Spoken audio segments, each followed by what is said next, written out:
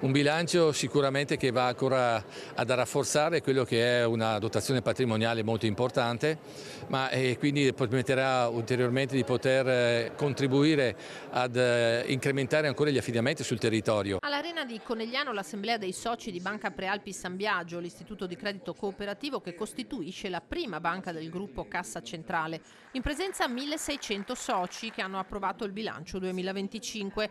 Raccolta a quota 7 milioni più 7,9%, patrimonio netto a 616 milioni di euro più 10,4% grazie a un utile netto di quasi 65 milioni. Un bilancio quindi che può essere considerato come in continuità con quelli avvenuti negli ultimi anni, ma finalizzato ad portare novità, diciamo, nella compagine. Solidità è elemento vitale per un istituto di credito di fronte a uno scenario internazionale di conflitti e conseguente crisi economica.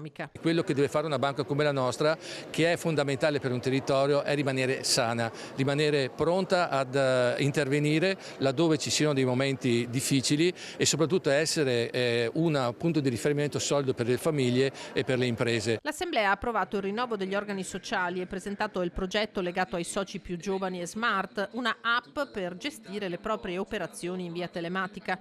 L'Istituto di Credito Cooperativo sostiene anche 3 mutue a Tarzo, Fossalta ed Este. Grande rilievo, come hanno confermato con la loro testimonianza associazioni e realtà del sociale, anche per la beneficenza nel territorio. L'Assemblea ha deliberato la erogazione di 6 milioni e mezzo di euro a favore della beneficenza e delle erogazioni liberali, e credo che questo sia un altro elemento caratteristico e anche molto importante, perché sono utili del territorio che ritornano al territorio.